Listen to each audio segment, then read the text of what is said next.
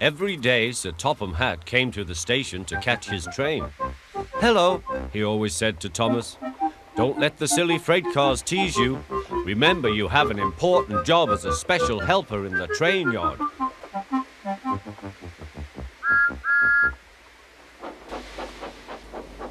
There were lots of freight cars, and Thomas worked very hard pushing and pulling them into place. There was also a small coach and two strange things his driver called cranes. "That's the breakdown train," he told Thomas. "The cranes are for lifting heavy things, like engines and coaches and freight cars." One day, Thomas was in the yard. Suddenly, he heard an engine whistling. "Help! Help!" A freight train came rushing through, much too fast. The engine was James, and he was frightened. His brake blocks were on fire. They're pushing me," he panted. On, laughed the freight cars, still whistling, "Help! Help!" Poor James disappeared. "I'd like to teach those freight cars a lesson," said Thomas the tank engine. Soon came the alarm. "James is off the line! The breakdown train! Quickly!" Thomas was coupled on, and off they went.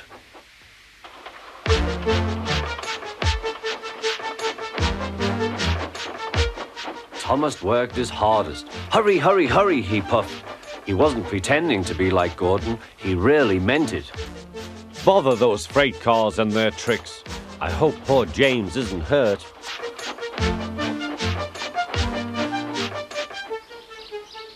James's driver and fireman were feeling him all over to see if he was hurt.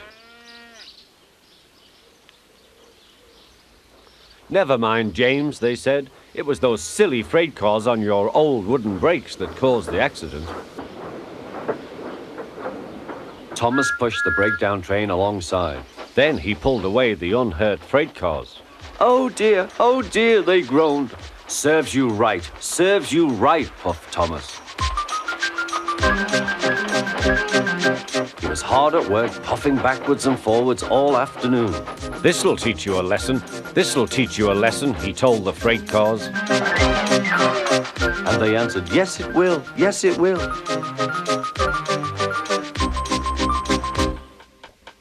They left the broken cars, then with two cranes they put James back on the rails.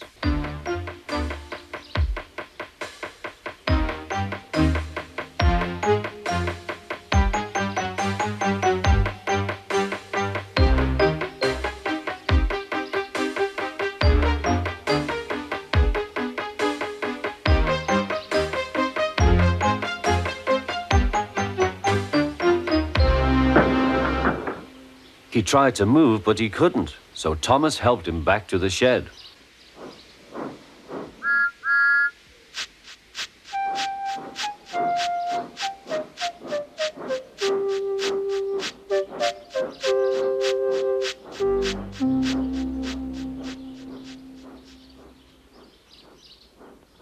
Sir Topham Hatt was waiting anxiously for them.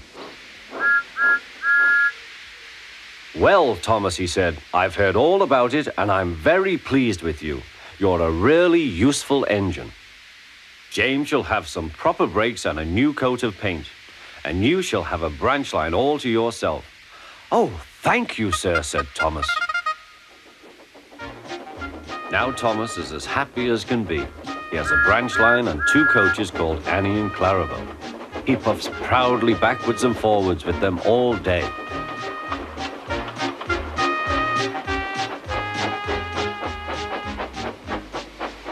He is never lonely.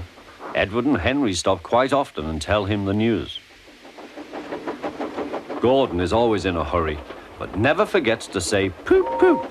And Thomas always whistles peep, peep in return.